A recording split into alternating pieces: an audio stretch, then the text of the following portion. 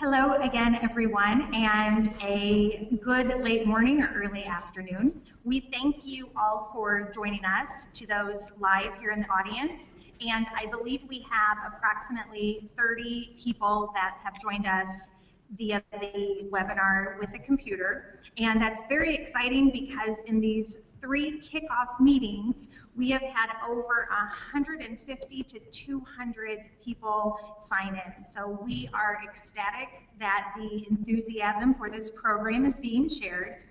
Before we start, I would like to give a huge thank you to the Illinois Institute of Technology for providing us with this amazing facility. I wish I would have had something like this at University of Illinois when I was there.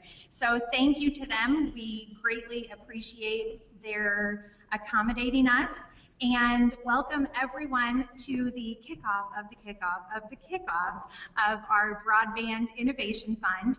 I'm going to have Drew Clark, the Executive Director, come up and say a few words. Thank you, and we also have a few of our board members joining us from PCI, so welcome to them as well. Thank you very much, Ann.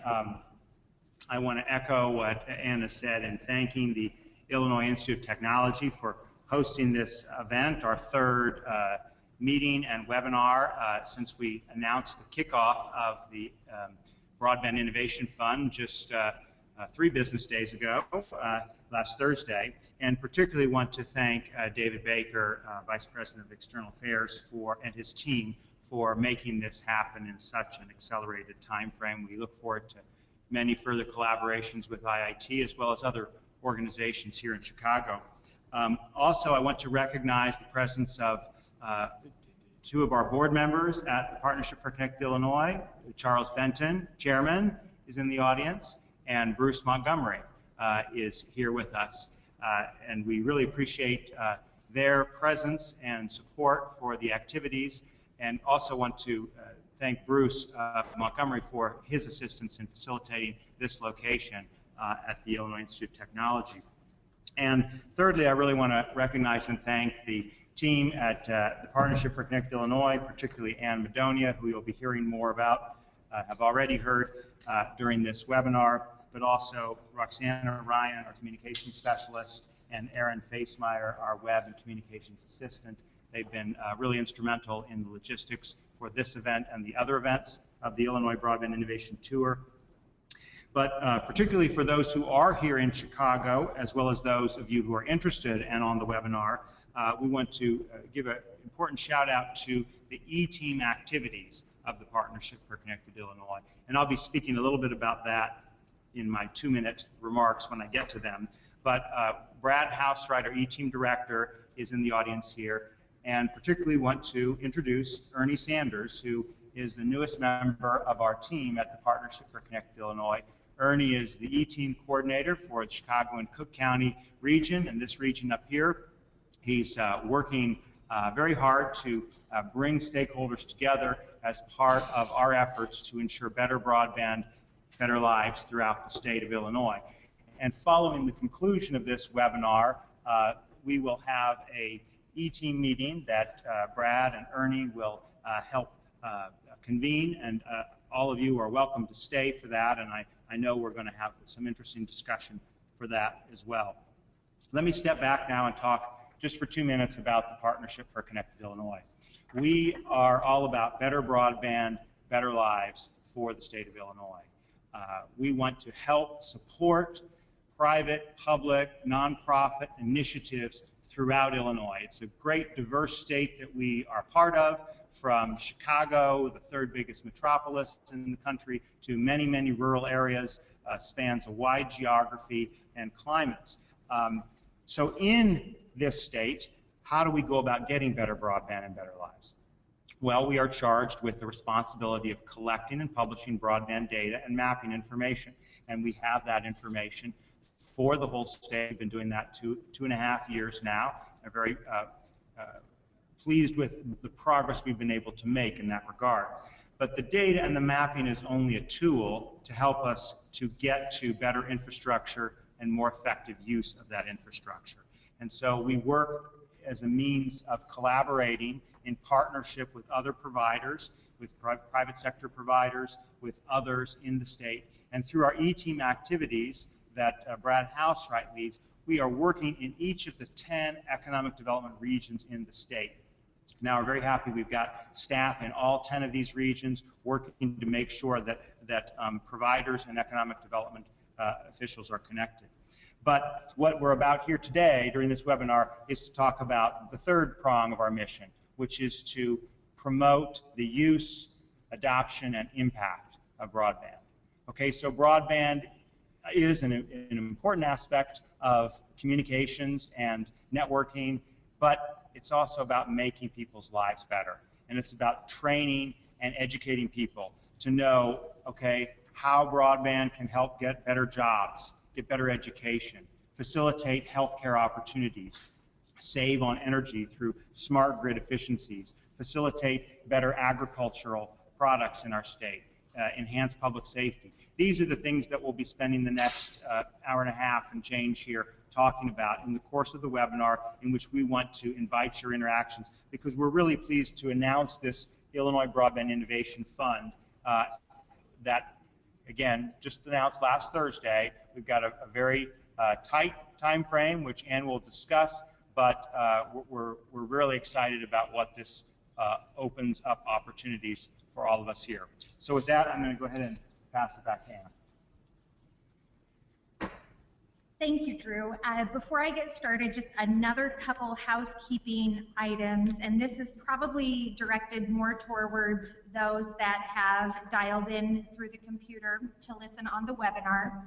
If at any point during the presentation you have difficulty hearing me, please go ahead and raise your hand, and Erin is at the control board.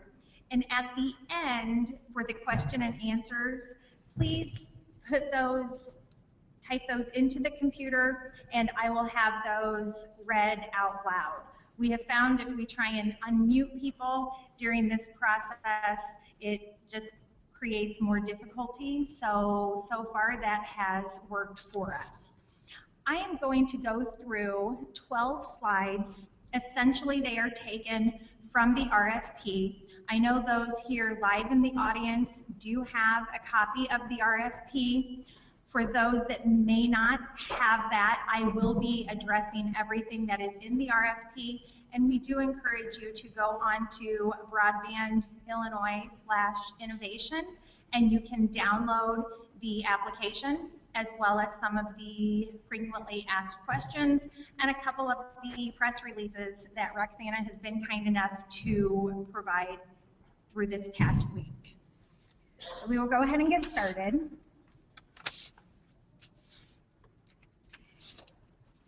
And essentially, the Small Business Administration has allocated some funds to PCI for the development and implementation of a plan in collaboration with DCEO to increase computer adoption and usage across Illinois. Of these funds, PCI is investing up to $500,000 for what we have called the Broadband Innovation Fund. Now, as a little bit of a background, we also, which is separate from this RFP, but what we are doing with another portion of the application is we have applied with 7 eligible telephone carriers throughout Illinois, and these carriers encompass 35 of the 102 counties throughout Illinois. And we have put in a statewide application to the FCC for kind of a continuation of what's called the Lifeline Link Up, which is looking at telephone use in low households throughout the state. And this is now looking at broadband. And we are going to study the effects of providing a computer and hands-on digital literacy training that we are doing in partnership with Connected Living here in Chicago, as well as Citizens Utility Board. And we hope to have Approximately 3,000 households throughout Illinois participate in this program. So we are very excited for that opportunity and very excited about the RFP that was created using the remainder of the Broadband Innovation Funds. High-speed internet services of some sort are available to 99% of the state. However, only 63% of the population in Illinois are able to use these services. We, of course, don't want to leave a third of our citizens behind. The Broadband Innovation Fund aims to support programs and initiatives that will bridge this gap, resulting in kind of our motto, better broadband, better lives. The challenge of this proposal is to submit a plan to promote the adoption and use of high-speed internet in the following sectors: job creation, education, healthcare, agriculture, public safety, family, energy, and government. We do know that this is a very broad RFP, but it was also designed specifically for that. I have made some jokes. I've only been here 3 months. I'm not smart enough. Who am I to decide that this should be an education focused or a healthcare focused? So looking at all of the initiatives and efforts that PCI and broadband has a passion in throughout the state, we decided to have the RFP focus on a broadband platform in any of these areas.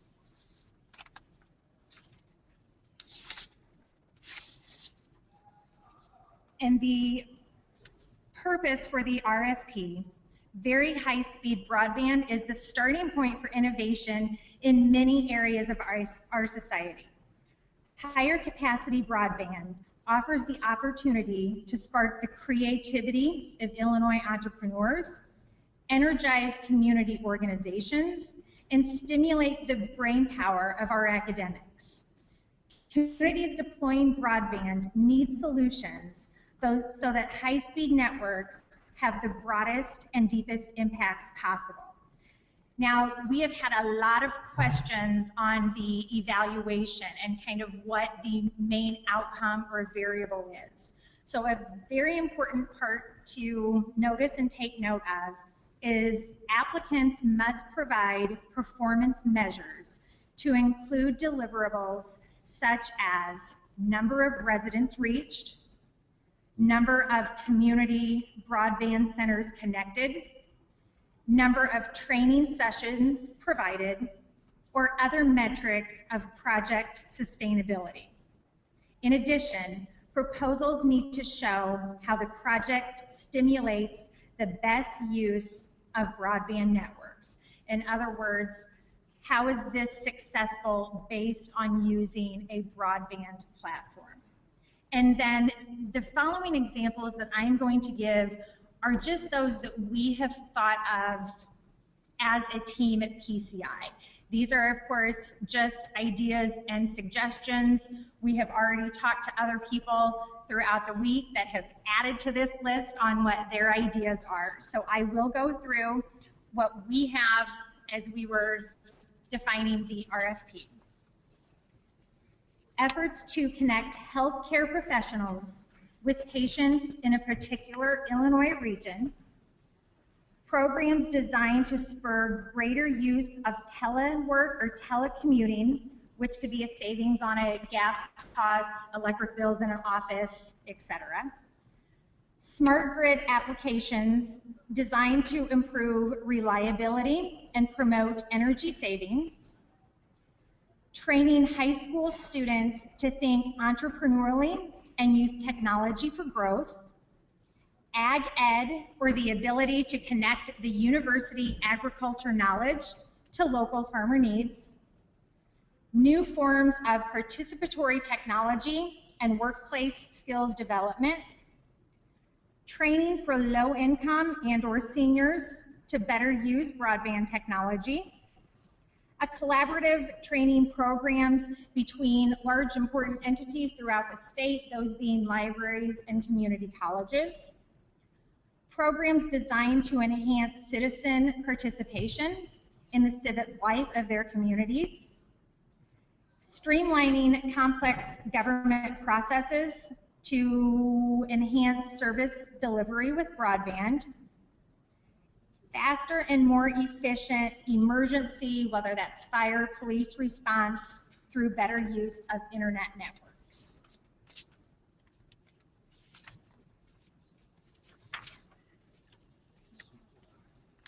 Again, what we had talked about in the previous slide on the eligible applicants, this is an open RFP to any private or public entity. And these entities are eligible to apply for a portion of the grant.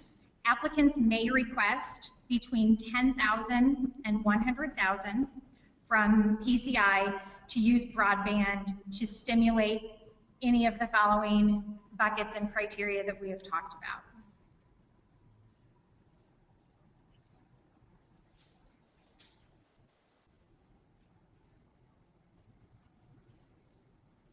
It really likes this page. There we go. The next page is our Illinois Broadband Innovation Fund website. And again, that is innovation@broadbandillinois.org is where you would send any emails or questions. We have the entire staff that is very committed to assisting everyone or anyone that needs it. Please know it does not help or hinder if you reach out to any of us through the e-teams, myself, or if you're able to do it independently. We are available to field any questions, but again, it is not required or a necessity. The innovation at Broadband Illinois again, and then the broadbandillinois.org/innovation is the website that does have the application, the frequently asked questions that I addressed earlier. And I would say the emails that we have had come in, I would say somebody has been able to get back in touch or call a person live directly within just a couple of hours. So we, again, are here to help you in any way that we can. The evaluation and selection process.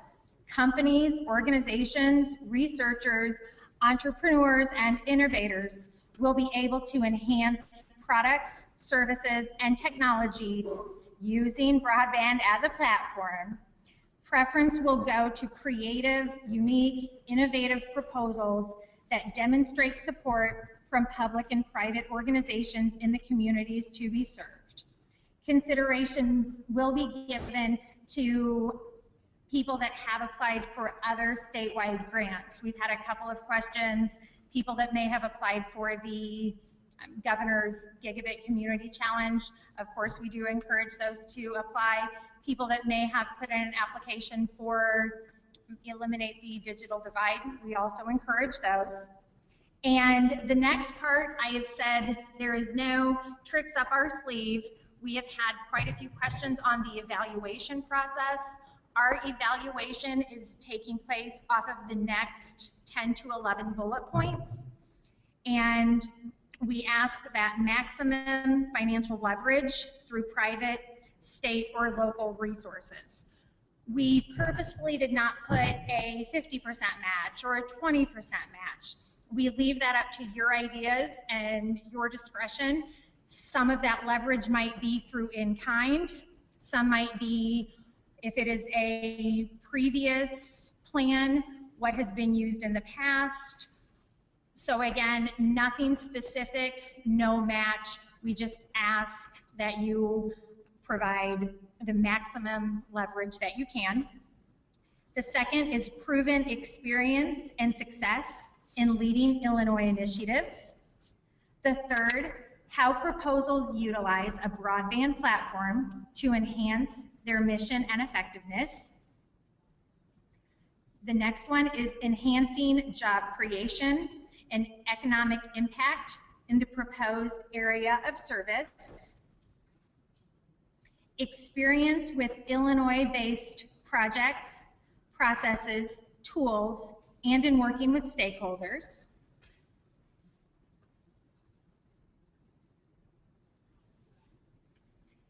key relationships with broadband providers and rural development stakeholders.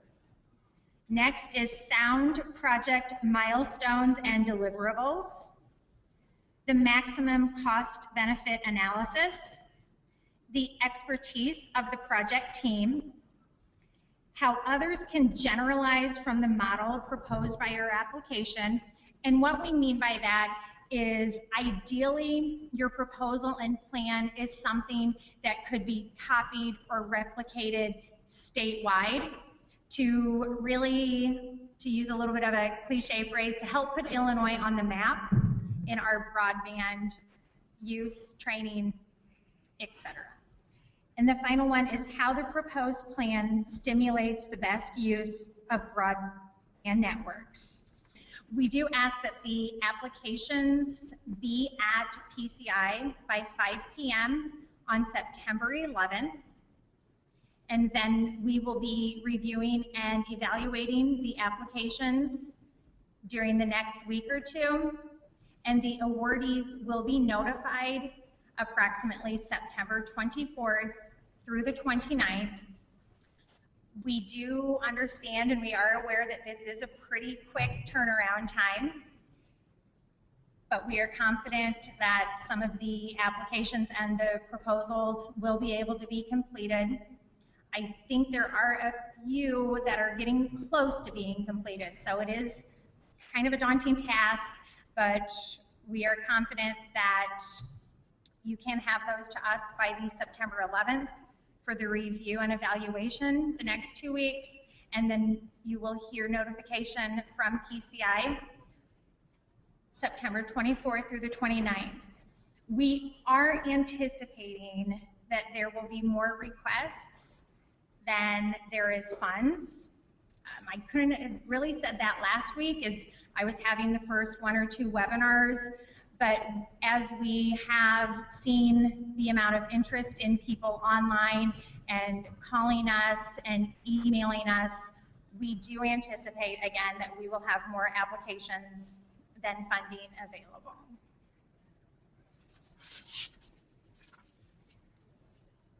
Drew had talked a little bit about this, and these are our E-team regions, and this is my first drive up to Chicago for this tour, and over the next 2 weeks, I will be going and working with our E-teams at different locations throughout the state, and I am not 100% sure as of yet if we will be offering another webinar. That, of course, is always an option and a possibility, but when I am at the meetings, we are again there to go over the RFP. If there are any questions, we anticipate a lot of people will be nearing the completion and just want to bounce some of the ideas off of us. So that is the purpose for me going around through the next couple of weeks throughout the state.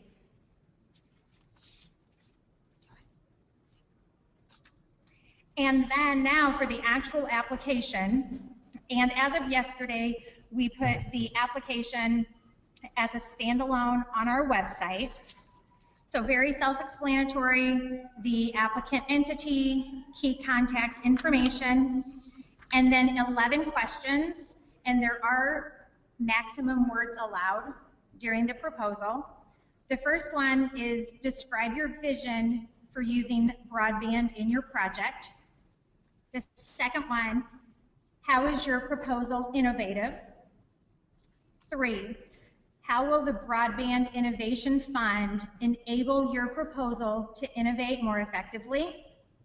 The next one is list your efforts to stimulate education and learning, healthcare, agriculture, economic development, energy efficiency, public safety, or e-government. Number 5, how do you plan to publicize and raise awareness for your program? Number 6, describe the background and experience of your team. Can your program engage network providers and economic development officials?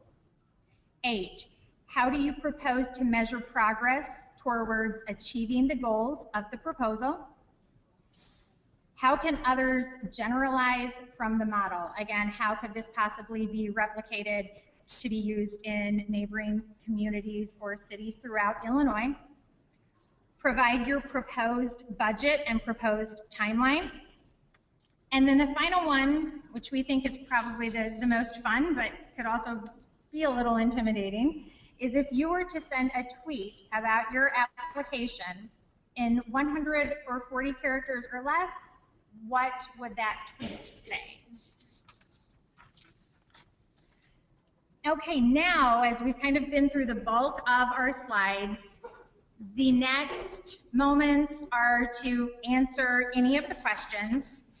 I will highlight a few of the questions that have been asked during the previous webinars, and these again are on our website, and Roxana is updating that probably at the end of each week to put in more of the frequently asked questions. One of them I hope I addressed a little bit more clearly in this webinar than I did last week. There is not a matching dollar requirement. We want all organizations of all sizes to apply. However, we do ask for some in kind, whether that's financial or in kind. Will preference be given to E-team proposals? No, they will not. However, the E-team coordinators throughout the regions are ready and eager to assist with any applications, and they can be reached at the email address that I have provided earlier. And I believe we will keep that screen up for everyone to write that down. Is there an implementation deadline? This is a very fast-paced program, and projects do need to be completed within 8 months after the awards are made. We're looking for applicants who are seeking to do this work quickly and be able to hit the ground running. How can I find out about other groups in our community that my organization could work with? Again, on that one, I defer back to our E-teams. We have Clayton Black, Brad Housewright, Barb Webster, and Ernie Sanders. They will absolutely help and assist you to steer any like proposals together to be able to work in collaboration with each other. Will the grant evaluation be available? And as I said a few minutes ago, nothing up our sleeve, and the criteria that was hit in those bullet points is the criteria that will be used by the evaluation team. May we submit more than one application if we have a lot of good ideas? Absolutely you can, but please keep in mind all applications are weighed equally, and one sector won't be given preference over another. So it is important to just put the focus on what you might consider to be your strongest, and we know that all applications are not going to hit all of the buckets, and that is not the expectation in the RFP. Are applications weighted for rural proposals? No, this is again an absolute statewide effort, which is why we are traveling to all the E-teams throughout the state. Again today and tomorrow I'm in Mattoon and then Carbondale. So we are going north, south, east, west, and really making this RFP an Illinois statewide effort. Is the program aimed at finding ways to increase broadband usage or promoting broadband network and speed improvements? The Broadband Innovation Fund is about the use of the high-speed network, not the network itself. We're aiming for the application and use of the planned or rebuilt infrastructure. And I think this one has been my favorite. Have any projects been pre-selected for funding? No, they absolutely have not. And should we submit any videos and letters of support? It is not a requirement, but we welcome anything that you would like to send in through the proposal. So now I will go through some of the questions that have been provided here live in the audience, and then hopefully we have a couple that have some questions on the computer. The first one addresses the beginning and end date, which the second one deals with rural. Thank you, Roxy. And for this, I will probably lean heavily on Drew and Brad, who is our E-Team coordinator. Between the three of us last week, I think we were able to answer all questions. The first one is, what is the begin and end date for the project work? And again, it is a fast-moving application, and we ask that the program can be completed within 8 months. So kind of that's end of September, October through approximately the end of May. So I guess kind of a school calendar year instead of an actual calendar year. Next question. There seems to be a preference to rural solutions. What about areas of underserved minority population in urban areas? Will these submissions be recognized for their value? Drew's antsy to come up and handle that one, so I will hand that over to him. Well, I guess it's just repeating something that has already been said. There's no preference for rural proposals, and we certainly don't want the impression to be given in any way, shape, or form. As we outlined in the RFP, this is about the use of the network. So oftentimes we end up throwing around numbers like, X% of the population has access to broadband, Y% makes use of it. Think of this Broadband Innovation Fund as an effort to not only increase the number of people who use broadband, but make those solutions more effective for the community broadband centers, for the libraries, for the schools, for the public safety facilities, for education and community colleges. We're wanting to make sure, and we do see lots and lots of opportunity here in Chicago. And I invite, in Chicago to reach out to Ernie Sanders, our E-Team coordinator here, as well as others on our E-Teams for help and guidance in some of the things that we're aware of and some of the players that you can partner with to make effective applications. But there's no preference for rural or urban areas in this. I guess just to add one more point to this, Ann did mention early on that the Partnership for Connected Illinois has a proposal at the Federal Communications Commission working with 7 rural eligible telecommunications providers. So we already do have one considerable segment of activity where we're working specifically in those 35 counties. This $500,000 pool is for the whole state. May the best applications win. Drew, don't go too far. I'm going to probably have you address Okay, I'll stick around here.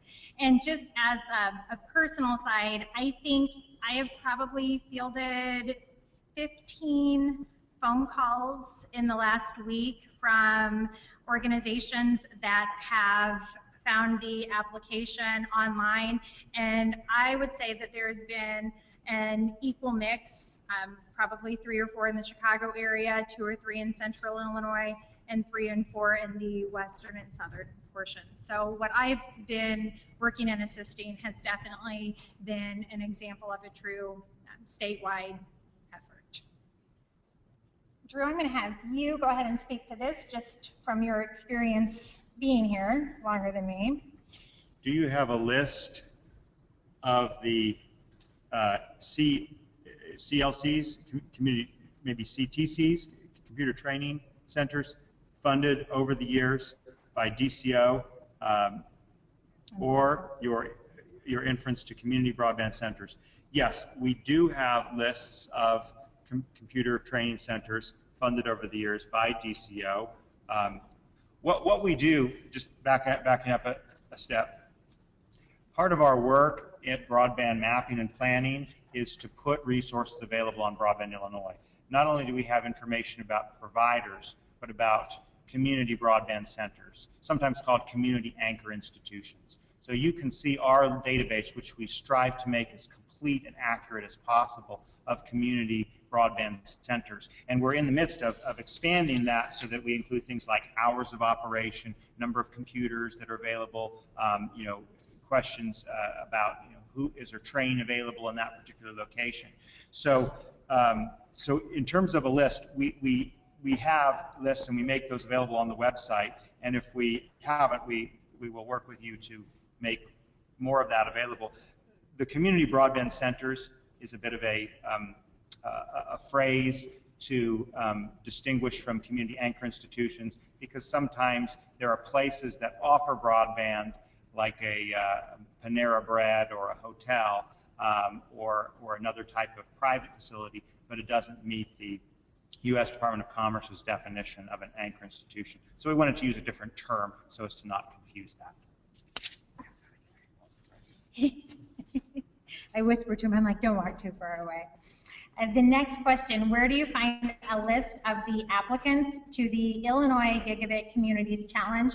I believe that is actually now also on the PCI website, so you can find those at broadbandillinois.org, or if you do a Google search of the Illinois Gigabit Communities Challenge, I believe it also takes you to a link provided by DCEO that also has the applicants listed there. The next question, how do you deal with applications in which the PCI Broadband Innovation Funding is only one at multiple funding sources? I guess if the question is there other leveraged funding to go with it, the answer is we encourage that and want that very much. That's part of the first criteria that we mentioned, is leverage and other resources. So we'll deal with it as a very strong positive in the application and evaluation process. The next question is on number 4, to stimulate the initiatives listed. Are they to be integrated or targeted individually? One or more. Oh, I'm sorry, the one or more, again, I'm hoping I'm understanding the question appropriately, but if there is more than one, of course there can be more than one. Preference will not be given if you have 3 or 4 of the targeted areas hit versus one very strong one. So we encourage the application to use the buckets that you feel are that you're most confident with and you believe submits the best proposal. Next question. Is the energy efficiency category limited to the smart grid? No, it is not. Next question, or I guess it's kind of a continuation of that, or is it any new idea related to energy efficiency? So yes, it does not have to be limited to smart grid. It can be any new idea related to energy efficiency. Next question. Will the E-teams help us pair our ideas with broadband providers? I'm going to have Brad come up again, Brad Housewright. He is our E-team director at PCI, and I can have him address that. Yes, we'd really like to cultivate as much correspondence and collaboration with all the different organizations as we possibly can. Because you might find that collaborating together gives you a much stronger application, gives you more leverage in which to be able to have availability. So if you're looking and you have ideas of other organizations that you would like to partner with, please reach out to us. Just go to the website, go to eTeams at broadbandillinois.org, go to the websites, look at the individual areas that you're in. You can also find the E-team members there, or we'll even pick it up at info@broadbandillinois.org. But yeah, collaboration is very, very important, and we're standing and willing to reach out to those resources that are available and make sense for the avenue that you're looking for.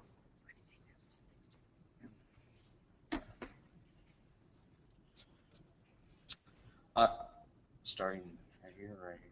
Second one. Okay. The RFP, the use of the networks, platforms, our service areas are mentioned. Not really too clear on that, but what I can tell you is that what we're looking for is the applications that touch, run on, facilitate on a broadband network. We're not looking specifically for infrastructure, although if certain infrastructure is needed for your application for it to be able to access the internet, run on the internet, or facilitate broadband, then that becomes part of your plan, so it becomes very relevant. But infrastructure that runs fiber optics from point A to point B or cable from point A to point B is not really the nemesis or what we're looking for to be specific for this. This is an application that drives adoption and usage. How potential partnerships to be streamlined. Again, just let us know, reach out to us, because what's going to happen in all these regions is that these applications and people that are working on them, they're going to continue to reach out to us. So we build pools within each one of these regions that you see that's an E-team region. So then each one of us will know who those folks are, and if it becomes relevant to you in your area for your application, we certainly want to collaborate you together, because that's what makes sense.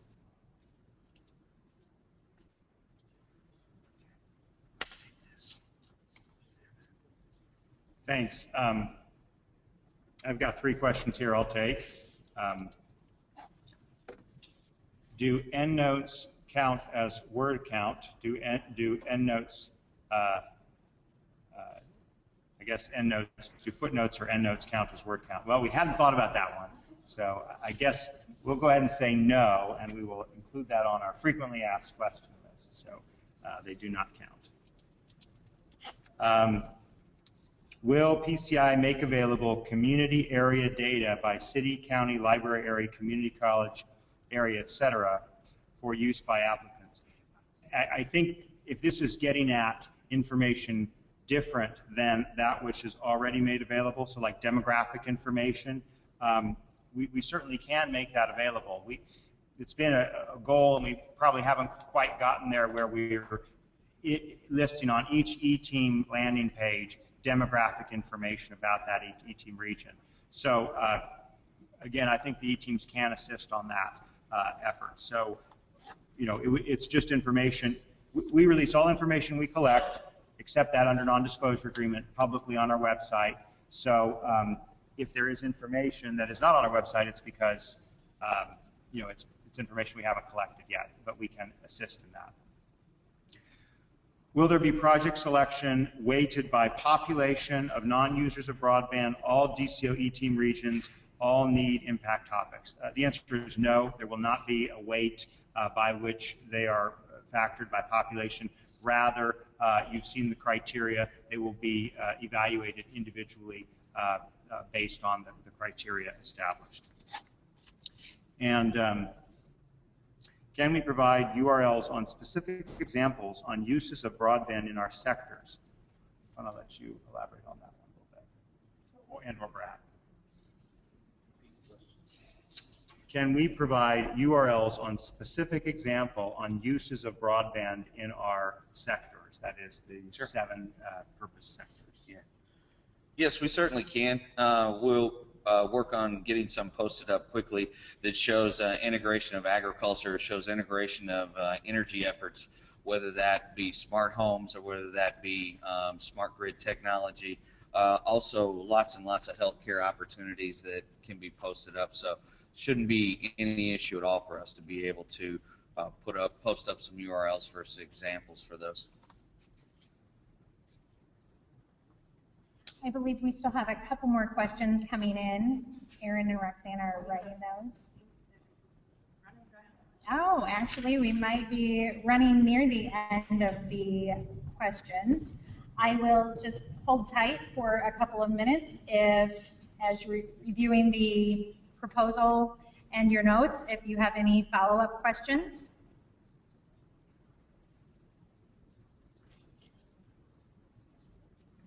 Okay, thank you very much. And again, we are very excited. I can't say that enough. This has been a very energetic and passionate group at PCI the last few weeks as we were pulling this all together. And we hope to see tons and tons of statewide applications. And we look forward to working with each of you and then reviewing the proposals as they come in. And I'm going to allow and have Drew close out the webinar. Thank you. And if there are more questions, just keep our eyes on that. We will kind of open up for another few minutes. I just wanted to say one more point about going back to the 3 missions that we have been pursuing: the data and the mapping, the collaboration for deployment, and the adoption and use. We viewed the E-teams as a central component in all aspects of these missions. The E-teams worked very closely with a number of applicants in the Gigabit, the Illinois Gigabit Communities Challenge. And in a similar fashion, as the E-teams work closely with network providers and economic development officials in their regions to facilitate applications, we certainly expect and know that the E-teams will be doing the same on applications for the adoption and use. So we really encourage you, those of you who are not from Chicago on the webinar, to reach out to your E-team coordinator. When you go to our website, just click on the E-teams tab and you can see a map with all of the regions. There's contact information for each of the appropriate people in your region so that you can reach out to them and of course be a part of the Illinois Broadband Innovation Tour. So if there are no further questions on the webinar, we are going to adjourn the webinar, but we have one more question.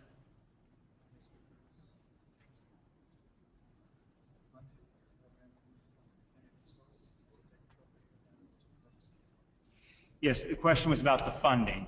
The funding for this program is made available by the U.S. Small Business Administration. It has been allocated, appropriated, made available, and is part of the effort that the Small Business Administration has to encourage broadband adoption, use, and economic development through the Partnership for Connected Illinois.